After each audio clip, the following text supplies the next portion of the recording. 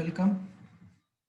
So here we'll be discussing the various computing environments that are available. So first we'll be discussing the traditional computing environment.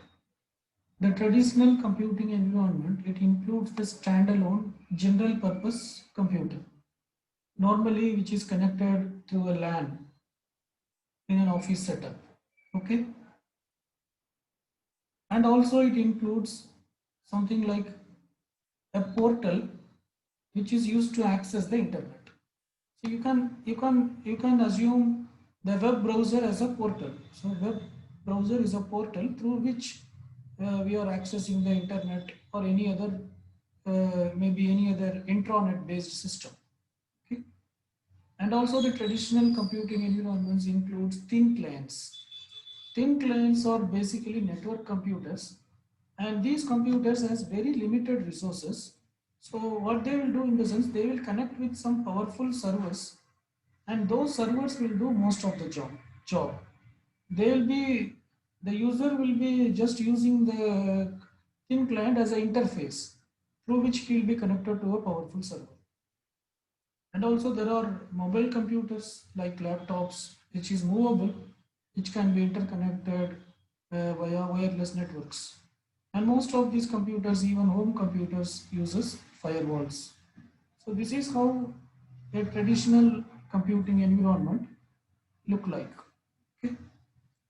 And next thing what we have is a mobile computing environment.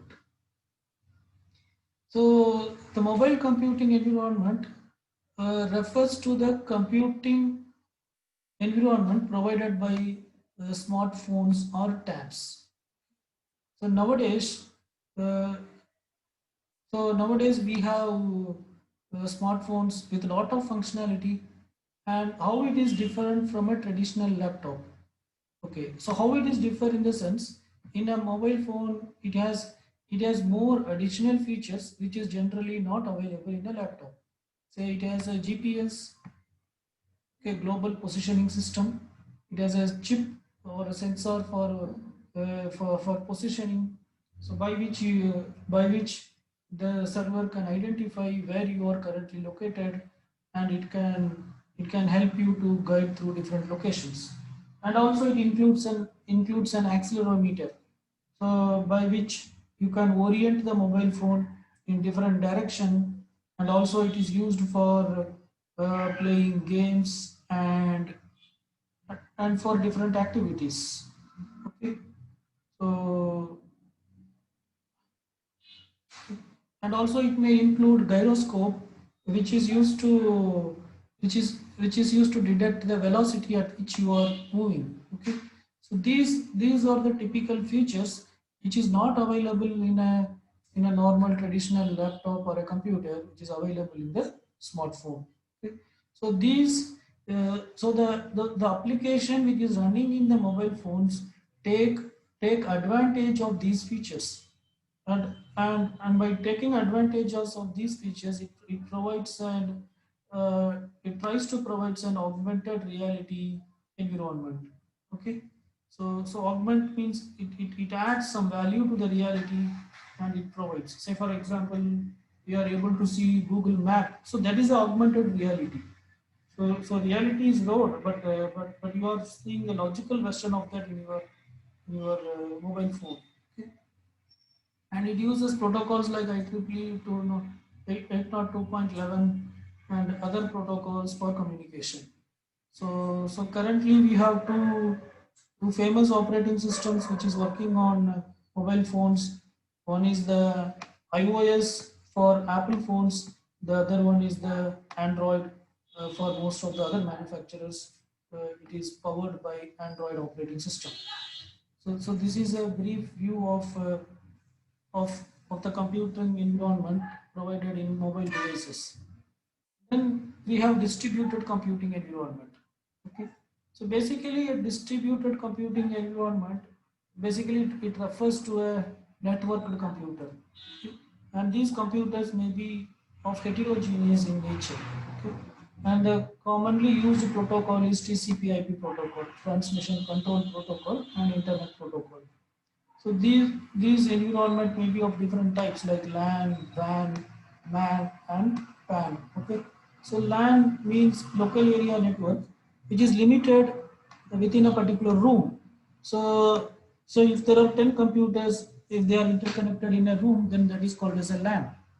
And the computers that are interconnected within a building from one room to another room, you can call it as WAN.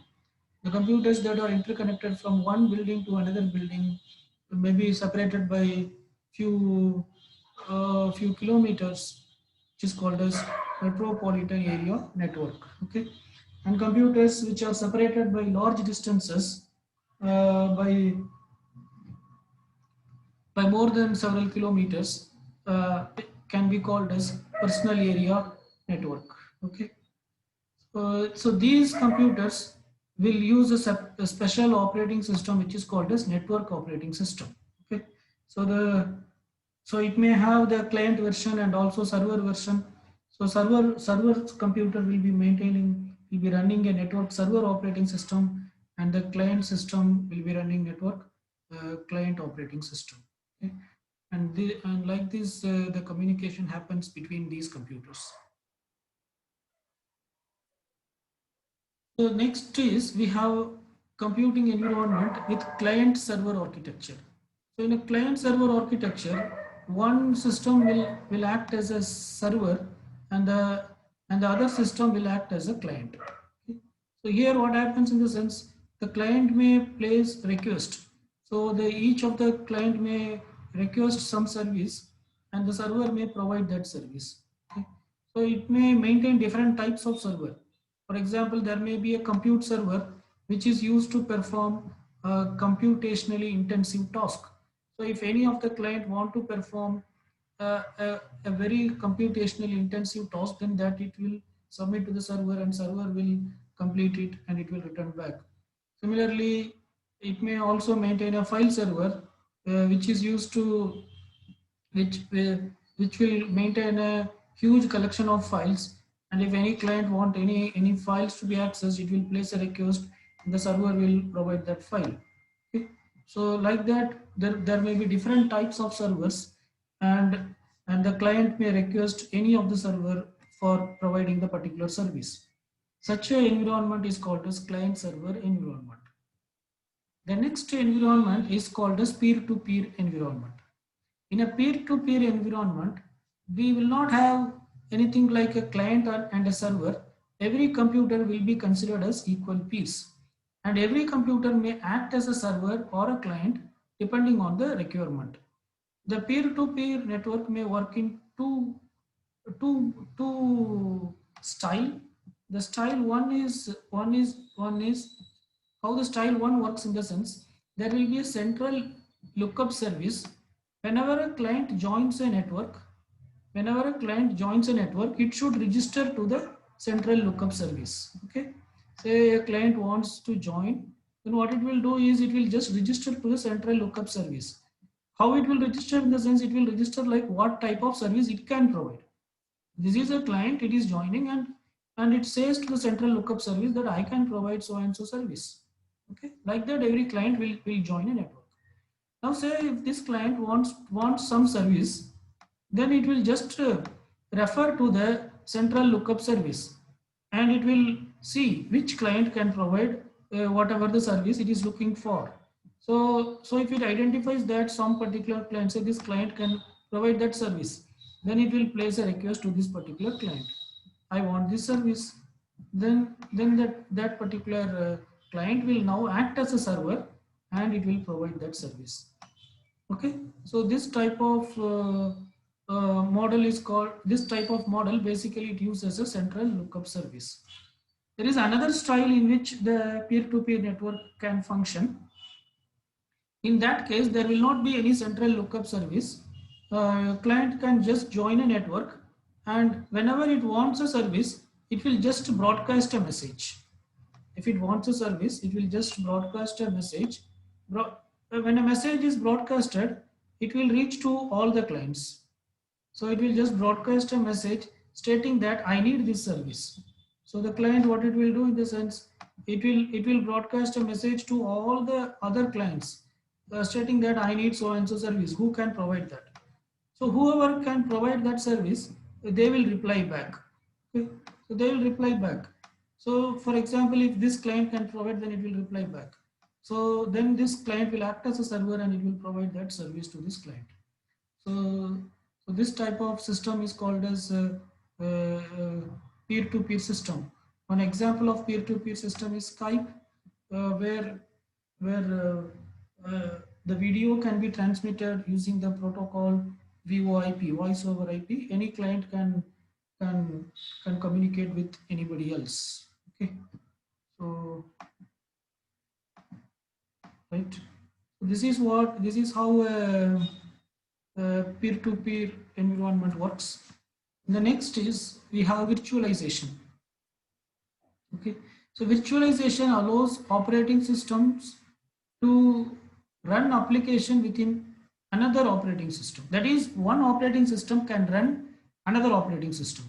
That concept is called as virtualization. For example, a Windows operating system can run a Linux operating system. So that is a virtualization. If a Linux operating system runs a Windows operating system, then that is virtualization. Okay, so so so so this is how we define virtualization.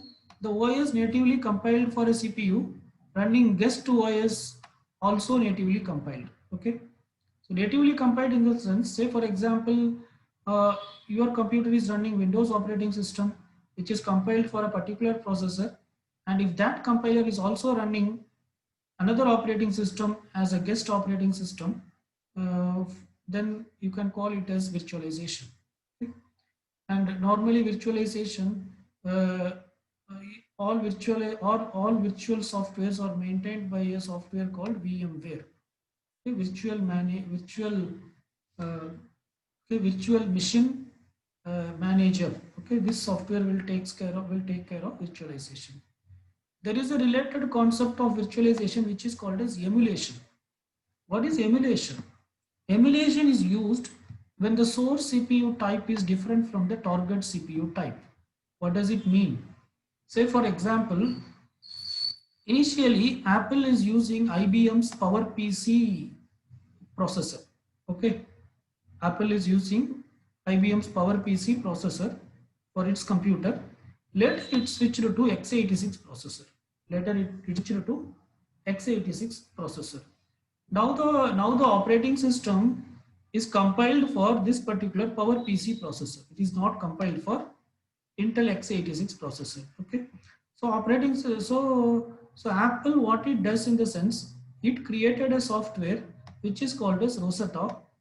The name of the software is Rosetta, and the input for this software is what, in the sense, uh, whatever the whatever the operating system which is compiled for PowerPC, that is the input for this software. And what it provides output, in the sense, it provides an output. So the input is the operating system which is compiled for PowerPC. Okay, the output is the equivalent operating system. The output is the equivalent operating system which is compiled for Intel x86. Okay, that is it takes every instruction and it will convert into that format which is understandable or which is executable by Intel x86. Okay, now this Rosetta is what it is called as a emulator. Okay, so when you use when the CPU target type is different from the source type, then emulator is used. Okay, so this is an example of emulator. So emulator used when the CPU uh, uh, type different from the target type. So the source CPU type is different from the target type. Okay. Whereas in the virtualization, the operating system which is compiled for the which is natively compiled for the whatever the CPU in your system, if it is running another operating system which is also natively compiled for that CPU, then that concept is called as virtualization. Simply you can say that virtualization is one operating system. It is providing a virtual environment for another operating system. It is also running another operating system. Okay. Okay, here you can see See, this is a single system with single operating system. There is no virtualization. There is a hardware. The kernel is running. The operating system kernel is running, and all other processes are here. Okay. Here is another representation. So this is actually example of virtualization. So here you have hardware. On top of hardware, you have VMM, Virtual Machine Manager. And now this system is running three instances of virtual machine, VM1, VM2 and VM3. And VM1 is running one kernel. Maybe this may be a Windows kernel. VM2 is running another kernel. This may be a Linux kernel. And VM3 is running another kernel. This may be a Mac kernel. Okay. So three kernels. So it means three operating systems are running in this system. So basically this system may be using some operating system. On top of that, it also supports another three operating system. Okay. So the user can use this as a Windows environment or Linux environment. If some user want to use it as a Linux, he can use, or if the user want to use it as a, what you call, Mac system, he can use. So this type of environment is called as virtual machine, and it is achieved through Virtual Machine Manager.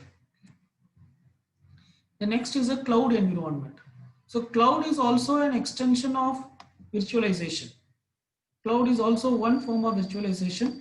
It provides certain services. It provides certain services, and there are different types of cloud available. Public cloud.